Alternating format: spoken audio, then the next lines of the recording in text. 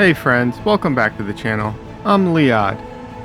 After the last 2 weeks, which were dedicated to a larger painting that took way longer than my normal daily paintings, I thought it would be nice to do a few faster, looser paintings for this week.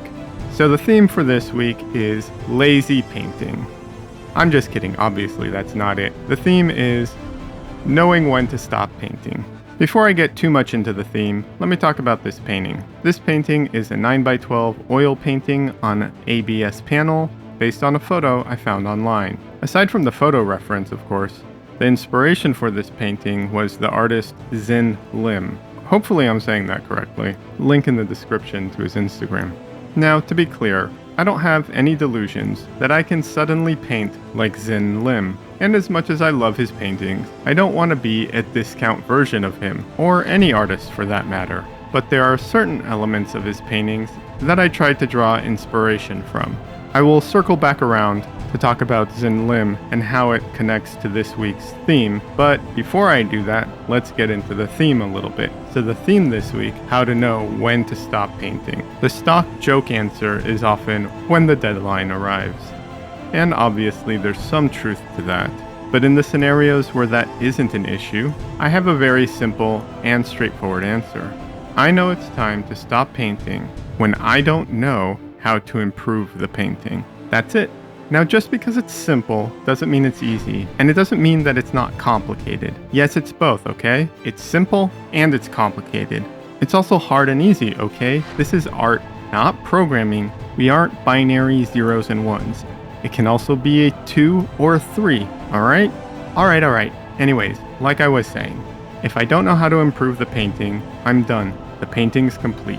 That's very different from knowing something is wrong with the piece or a section of the painting.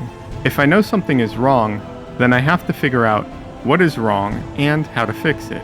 But if I can't identify what is wrong, or if I can identify it but can't figure out how to fix it, then I shouldn't keep painting hoping I'll find the answer. Unless, of course, the goal is just to experiment. There's nothing wrong with that, but to me, experimental painting like that is a different type of thing. Of course, I know how impossible it can be to abandon a painting that you know has something wrong with it without correcting it. So, what to do in that scenario? There are many tools at your disposal. Just walking away for a while can be enough to help you have fresh eyes on a painting. Looking at it through a mirror or turning it upside down can also help. Obviously, one of the biggest things is to squint, but you should probably be doing that anyways throughout the process, not just to figure out what's wrong with something. Another tool I found helps a lot. If you're working from a reference, take a photo of your painting and look at the reference and your painting side by side in a smaller view, like in a messenger app or something. It happens so often that people ask for help with a drawing or painting online, and after posting their question with the reference and artwork, they suddenly see the issue and know how to fix it. If you're comfortable with art programs, you can use them to experiment digitally, which can be very helpful. If you're really stumped, a mentor or an artist friend can be a huge help. Or there are online art communities where you can post and ask for help, like my Discord for instance. Okay, so that covers what to do to fix things. But I don't think that's really the heart of the issue. I think the issue that people often have is that they want to improve the artwork, so they keep working on it. Or they keep working on it because there's always more to do and more details that can be added. If I go back to the premise that the artwork is finished when I don't know how to improve it, an important factor is knowing how you want the artwork to look. That will help you figure out if adding more detail will actually improve the artwork or if it will detract from it. If you have a strong style or strong artistic voice, then you probably won't struggle with this as much. But if you're developing your style and skills, or if you're trying to stretch your artistic chops, then this might be challenging. The best solution that I have come across is to make a mood board of some sort with artwork that has the styles you are aiming for and the subject matter you are working on. If you are making artwork that is so out there that there aren't any artists to give you that North Star, good luck, I guess? I've never really come across that. I'd like to give a shout out and credit to Chelsea Lang. She's the one that introduced me to this idea in oil painting. If you aren't familiar with her channel, I suggest you check it out. She has great videos on oil painting, artistic style, and developing your art. Her artist bootcamp, I feel, fills a niche that is often lacking in art training, especially for those who are self-taught. Like I said, for this painting, one of the artists I was drawing inspiration from was Zin Lim.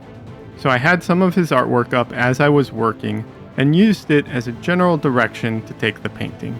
Doing that helped me keep things looser, because if I went to tighten up, render a lot, and add a ton of details, I would see his art next to my reference, and it would help me reevaluate if doing that would bring my art closer or further from my intended goal. Like I said, I'm not trying to copy his style, but if this was earlier in my artistic journey, or even if I was just trying to learn more from him, and he is a great artist to learn from, I would watch his demo videos to see his process, if they're available, and I'm pretty sure they are, and I would do some master studies. Master studies are fantastic to do. There are some elements to master studies that can be tricky, something I can talk more about if there's any interest in it.